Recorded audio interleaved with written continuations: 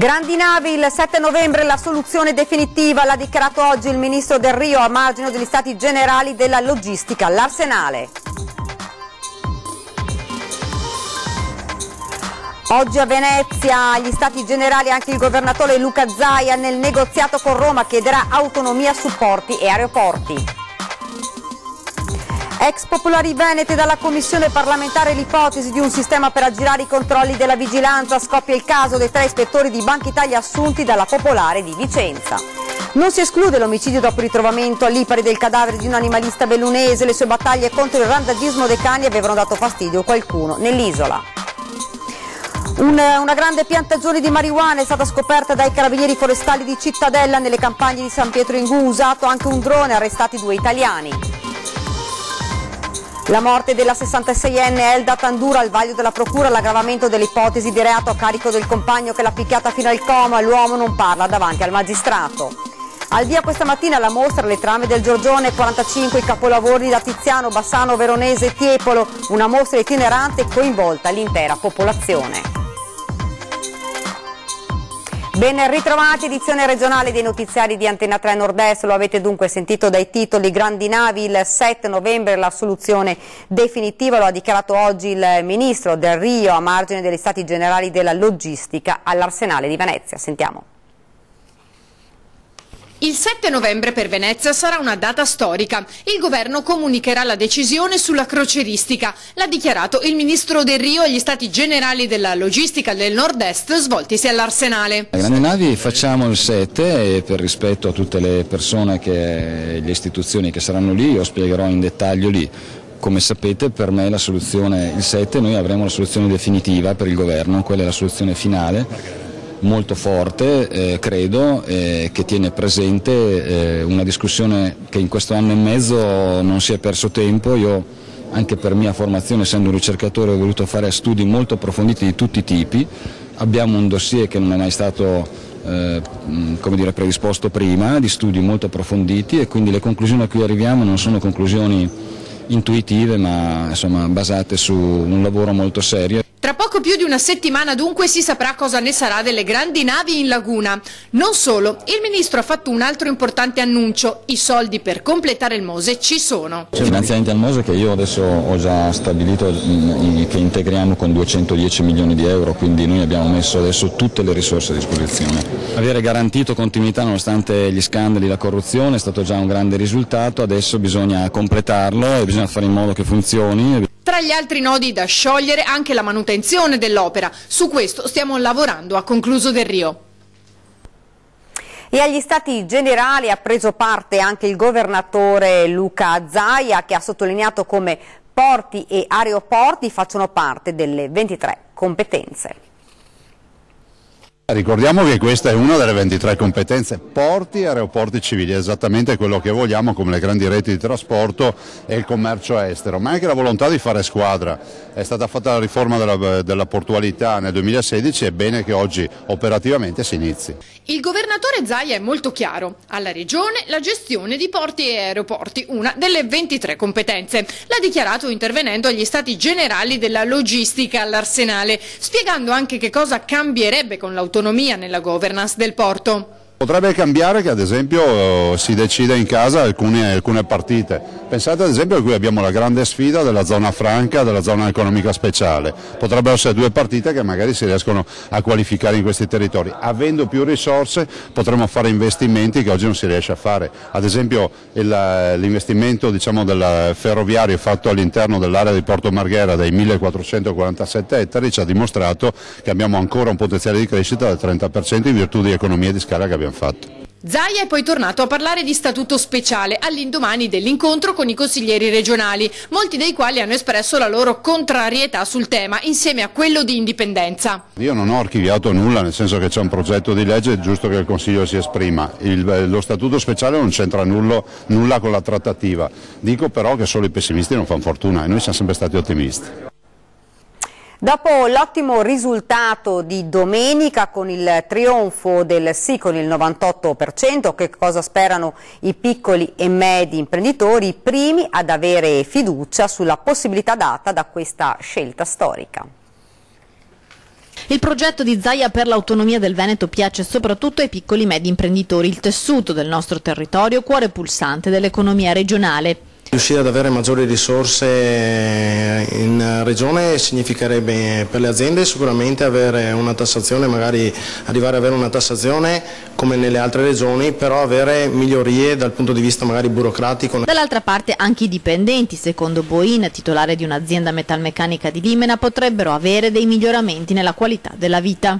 Vediamo tutti noi imprenditori che quando comunque paghiamo le buste paga ai dipendenti ci sono tantissime detrazioni e quindi quello che rimane nelle loro buste paga è veramente poco. Magari questo significherebbe che da domani potrebbe esserci una miglioria dal punto di vista della qualità della famiglia. L'aspetto più importante dunque è quello della fiscalità. Il risultato ottenuto è storico e secondo gli esperti, applicando l'articolo 119, il federalismo fiscale potrebbe portare la nostra regione in un regime di fatto, anche se non di diritto, come quello del Trentino Alto Adige. Vado in Consiglio nazionale a Roma, vedo dei colleghi che magari sono da Bolzano.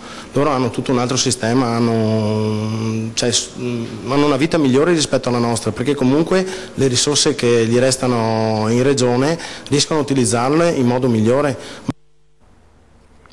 Gli ispettori di Banca Italia assunti alla Popolare di Vicenza e un sistema congegnato per aggirare i controlli imposti dall'Istituto Centrale, quanto emerge dalla commissione d'inchiesta che però ancora è al centro delle critiche per la lentezza delle sue mosse. L'hanno soprannominata la rete di protezione per tutelare Veneto Banca e Popolare di Vicenza dai controlli di Banca d'Italia. Un sistema ben congegnato, come riporta oggi Fiorenza Sarzanini sul Corriere della Sera, per aggirare i controlli imposti dalla vigilanza sugli istituti veneti. Dati emersi dalla commissione parlamentare, le audizioni delle ultime ore. 3 ispettori di Banca Italia, tra l'altro, sono andati a lavorare per l'Istituto di Credito Vicentino. Lo ha svelato il procuratore Cappelleri, che già ha dichiarato di non avere più strumenti per sequestrare i beni di Zonin. 3 funzionari di Palazzo Koch, Gianandrea Falchi, Luigi Amore e Mario Sommella, e altri dipendenti pubblici sono finiti a lavorare a Popolare di Vicenza. Assunzioni definite sospette da chi oggi deve ricostruire quanto avvenuto. Intanto non si placano le polemiche sulla stessa commissione. La responsabile di Forza Italia Friuli Venezia Giulia, Sandra Savino, attacca: le prime audizioni sono certamente un momento di arricchimento, ma considerando anche i tempi esigui ritengo che debbano al più presto concludersi questi incontri preliminari e entrare nel vivo della nostra inchiesta. Forse i colpevoli non pagheranno, dice, ma abbiamo il dovere di scavare per portare alla luce la verità. Insomma, facciamo presto. Ci spostiamo nel Trevigiano, profonda commozione in tutta Giavera per la tragica morte ieri sera di Ignazio Mariotto, imprenditore molto conosciuto. È deceduto nell'incendio della propria casa di Via della Vittoria, soffocato dal fumo e bloccato dal portone che la moglie aveva chiuso a chiave per paura dei ladri. Sentiamo. Un gran lavoratore e purtroppo veniva a mancare in questa maniera, in questo modo. Trattiene a fatica le lacrime uno dei 4 figli di Ignazio Mariotto, il 75enne deceduto ieri sera nell'incendio della sua casa di Via della Vittoria a Giavera del Montello. Oggi è il giorno dei rilievi per capire quale sia stato l'innesco che ha provocato la fitte coltre di fumo che ha soffocato l'anziano. Via vai degli investigatori all'interno della villetta posta sotto sequestro, mentre fuori Eliana, la seconda moglie dell'uomo, alterna momenti di preghiera allo sguardo nel vuoto. È lei che ieri poco dopo le 15 si è allontanata per alcune spese e per paura dei ladri ha chiuso a chiave in casa il 75enne. Sempre lei che ha raccontato ai carabinieri del lumino votivo lasciato acceso, unica possibile causa dell'incendio del materasso matrimoniale che ha in pochi minuti reso l'aria irrespirabile. Come l'ha saputo lei? Ma i pompieri hanno suonato il campanello, non ci siamo accorti di niente e insieme hanno sfondato la porta e hanno trovato a casa invasa di fumo e mio papà poveretto era su una sedia a rotelle là, senza vita, insomma. Purtroppo. Probabilmente Ignazio Mariotto si deve essere accorto del fumo che stava invadendo tutte le stanze e nonostante la disabilità ha cercato, portandosi con la carrozzina oggi fuori dall'abitazione fino al portone, provando ad aprirlo fino all'ultimo. Una tragica fine per un uomo molto conosciuto in paese, imprenditore nel settore del movimento terra, aveva lasciato da qualche anno l'attività ai figli. 10 anni fa la scomparsa della moglie l'aveva profondamente abbattuto, poi 4 anni fa aveva deciso senza consultare nessuno di sposare la badante moldava che aveva assunto dopo che il fisico aveva iniziato a debilitarsi. Una decisione che l'aveva allontanato dai figli, portandolo a una vita ritirata in condizioni non proprio agiate, considerando che ieri Eliana si era recata alla Caritas dopo aver terminato le orazioni quotidiane davanti all'altarino con quel lumino acceso. Non si esclude la pista dell'omicidio dopo il ritrovamento del cadavere di un animalista bellunese morta a Lipari. Le sue battaglie contro il randagismo dei cani avevano dato fastidio a qualcuno nell'isola. Sentiamo.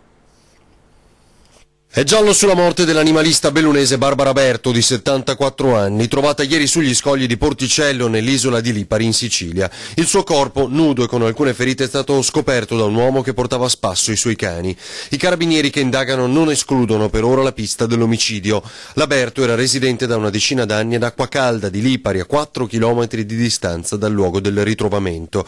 Animalista convinta, si batteva da tempo anche con numerose denunce contro il problema del randagismo dei cani nell'area. Di certo in questi anni le sue battaglie avevano dato fastidio, generando più di qualche lite. Il cadavere della donna presentava segni di taglio compatibili con gli scogli su cui la donna è finita, perché sballottata dalla mareggiata delle ultime ore. La morte potrebbe risalire alle 2 di notte, secondo il medico legale.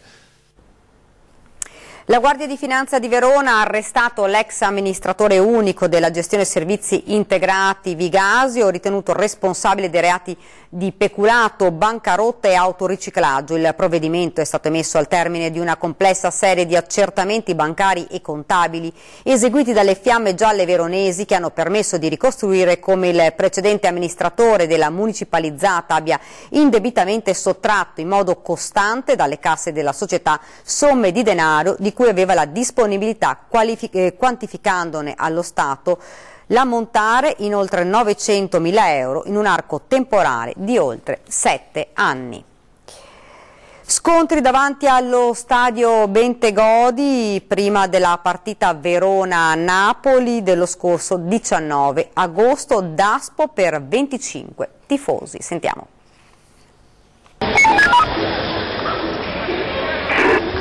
Sì, ce l'abbiamo qua. Era il 19 agosto scorso, poco prima dell'incontro di calcio Hellas Verona-Napoli. Il capoluogo scaligero fu sconvolto dai tafferugli scoppiati tra le tifoserie davanti al Bentegodi.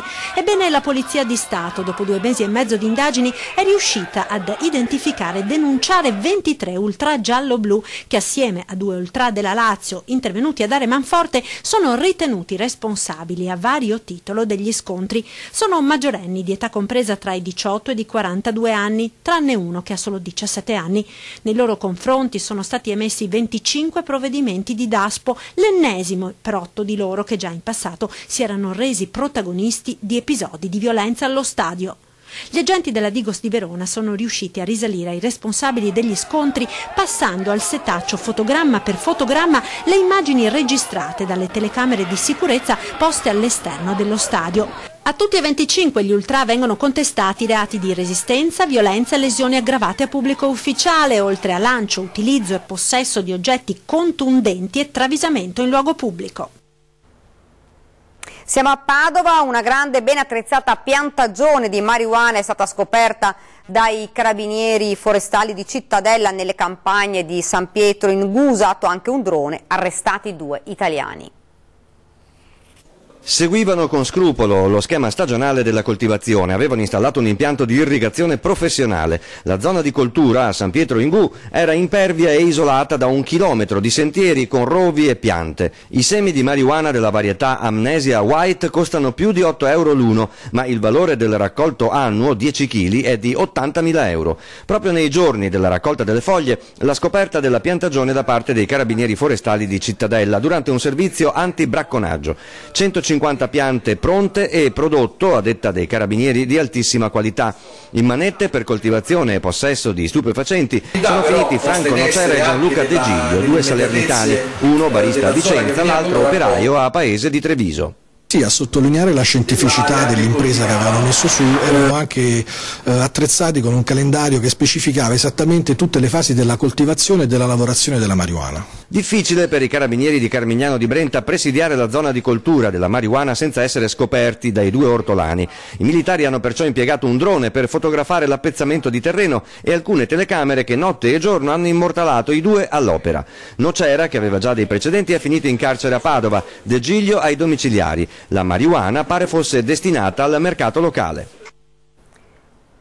Barriere anti-attentati in cemento agli inizi delle zone pedonali del centro, a cominciare dal Liston. I padovani le approvano, ma a una condizione. Manca solo l'ok della prefettura. Il comune progetta di posizionare blocchi anticamion agli accessi delle zone pedonali. In via Umberto I all'altezza di via Memmo, in via Roma all'incrocio con via 20 settembre, in piazza Garibaldi e in via Porciglia dietro gli Eremitani. Altri blocchi sarebbero previsti in via Rudena a protezione del Santo, ma la Basilica avrà, sembra, altre misure di sicurezza anche in via Belludi. Padovani favorevoli, purché si tenga conto del contesto artistico del centro storico. Io penso che una sicurezza ci voglia, però io metterei dei grandi cassoni con la terra e le piante. Bisognerebbe studiare uno stile un po' che si configuri con il nostro centro storico, delle fioriere, cose così, non semplici blocchi di cemento. Sapranno anche mettere dei blocchi giusti per i bei palazzi e per i portici. Comunque lo trovo un accorgimento appropriato, diciamo.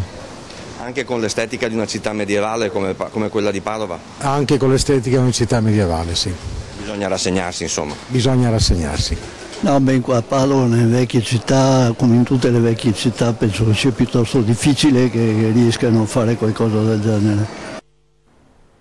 Ed ora ci fermiamo per una piccola pausa pubblicitaria, rimanete con noi.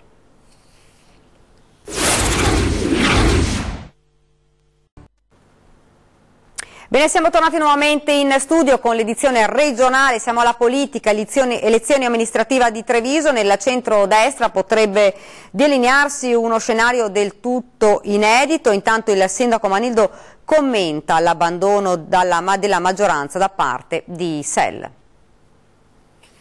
Elezioni amministrative di Treviso, ore decisive per la scelta del candidato sindaco di centrodestra. In serata la Lega Nord dovrebbe esprimere un chiaro orientamento tra i due papabili, l'attuale capogruppo ai 300 Mario Conte e l'ex assessore al sociale, per 2 volte deputato, Mauro Michelon. In vantaggio sarebbe il primo, fatto sta che nessuno dei due potrebbe piacere agli alleati di Forza Italia, che seguendo l'indicazione data a livello regionale dal commissario Adriano Paroli potrebbe a quel punto sciogliere gli indugi e decidere di affrontare il primo turno con un proprio candidato per poi eventualmente apparentarsi al secondo. Solo che questo rischia di avere un effetto dirompente. Se a scendere in campo fosse un altro ex di Cassugana, Andrea De Checchi, la lista Gentilini potrebbe appoggiarlo, come già apertamente annunciato dallo sceriffo, lasciando di fatto isolata la Lega. Uno scenario inedito che rischia di favorire il sindaco uscente, alle prese con le grane di casa propria, alla presa di distanza dalla maggioranza dei consiglieri di SEL, Said Caibi e Pritti Gorza. Al tenni per i lavori di rinnovo della tribuna, Manildo risponde così. Io in questo momento sono molto occupato al fatto di lavorare per i cittadini, quindi non giudico, non commento, non aspetto, lavoro sulla concretezza, quindi guardarsi l'ombelico sinceramente serve molto poco. Io in questo momento ho un ruolo di responsabilità e garanzia su delle cose che devono essere fatte per il bene dei cittadini e questa è la mia condotta. Una delle contestazioni è la mancata discussione sull'impiego dei 25 milioni derivanti dalla vendita delle azioni Save. Abbiamo la fortuna di aver avuto queste nuove somme dalla vendita delle azioni Save. I progetti sui quali stiamo investendo sono progetti di utilità per tutti i cittadini. Continuiamo con serenità e fiducia a lavorare con grandissima serenità. Inaugurata oggi a Castelfranco Veneto la mostra Le trame di Giorgione, 45 capolavori di 3 secoli di grande pittura veneta affiancati da tessuti d'epoca altrettanto preziosi, una mostra itinerante in ambienti in cui è vissuto il pittore castellano. Una mostra che allarga la visione anche a quelli che vogliono capire e non sono addetti ai lavori. Nuova apertura a Castelfranco Veneto della mostra Le Trame di Giorgione, 45 capolavori di Giorgione, Tiziano, Lotto, Bassano, Veronese e Tiepolo, in grado di condurre il visitatore alla riscoperta del ritratto, non solo come opera d'arte ma anche come vero e proprio documento di storia del costume. All'interno del museo Casa Giorgione tutte le opere sono affiancate da preziosi tessuti d'epoca, testimonianza diretta dello stile del tempo.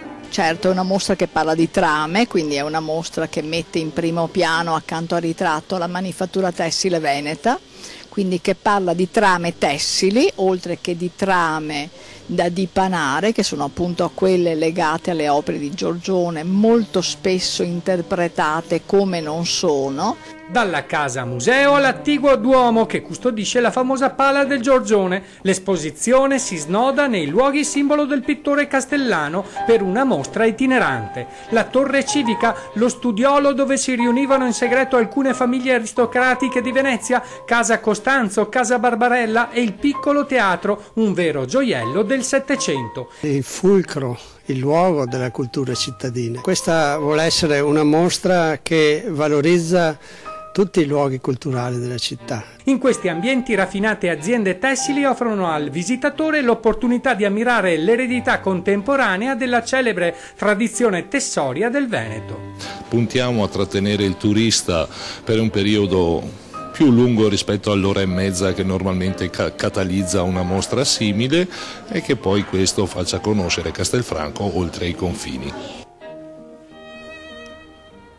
Ci spostiamo a Vicenza, sciopero dello straordinario e pronti a portare la protesta in Consiglio Comunale. I dipendenti comunali restano sulle loro posizioni, no ai front office e accusano l'amministrazione di non dialogare e calare dall'alto ogni decisione. Non si placa la tensione tra amministrazione comunale di Vicenza e i suoi dipendenti. Dopo una partecipata assemblea ai chiostri di Santa Corona, sindacati e lavoratori si sono ritrovati in piazza Biade approfittando della presenza del mercato per un volantinaggio per rendere partecipi anche i cittadini della situazione. Molte le questioni sul tavolo, tra queste lo spostamento in via Torino degli uffici comunali di via San Biagio e di piazza Biade e l'apertura del front office. Netta al riguardo la posizione che è uscita dall'assemblea dei lavoratori. Abbiamo votato all'unanimità la proclamazione dello sciopero dello straordinario, di una mobilitazione generale, di iniziative e di altre iniziative. Andremo in Consiglio Comunale, faremo tutto il possibile perché questo progetto del front office si fermi. Viene svuotato il centro riempiendo un altro luogo, via Torino, ma senza una vera programmazione. Un'operazione questa, dicono i lavoratori e i sindacati, partita in ritardo, oggi in rincorsa, e avanzano anche qualche altro dubbio. Mi viene il dubbio che oltre a campagna elettorale ci sia anche una speculazione immobiliare sotto, molto sospetta. I due palazzi comunali che verrebbero svuotati sono quelli che entrano nel contestato fondo immobiliare. Front office che è la punta dell'iceberg di un diffuso malumore tra i lavoratori riguardo al forte disagio lavorativo in settori come i servizi sociali, nella polizia locale, il venir meno del settore prevenzione e sicurezza. La sicurezza degli stabili comunali, delle scuole pubbliche, di tutti quegli stabili che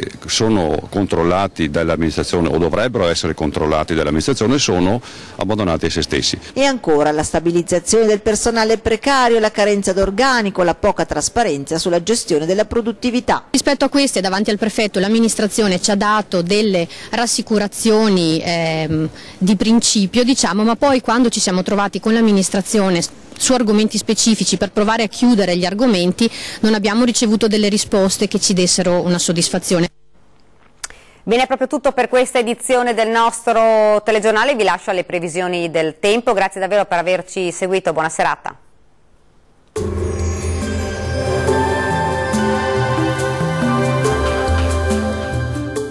Termoidraulica Susin. Se compri una caldaia, in omaggio il condizionatore. Termoidraulica Susin a 0 branco.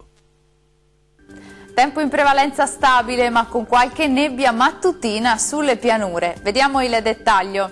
Sul Veneto diffusa parziale nuvolosità su tutta la regione, ma con tempo sempre asciutto. Da segnalare locali foschi o nebbie mattutine sulle pianure centro-orientali, in parziale sollevamento nel corso della giornata.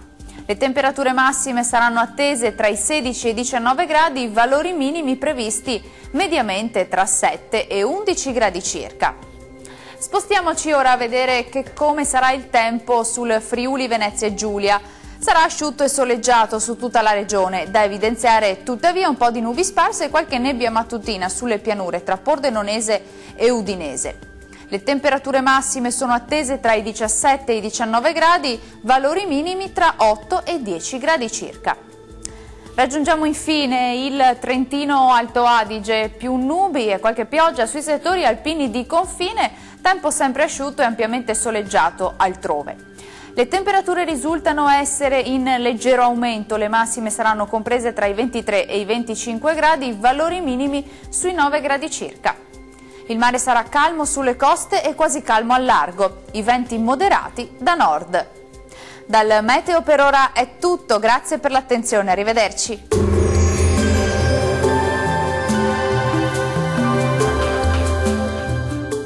Termoidraulica Susin. Se compri una caldaia, in omaggio il condizionatore. Termoidraulica Susin a 0 branco.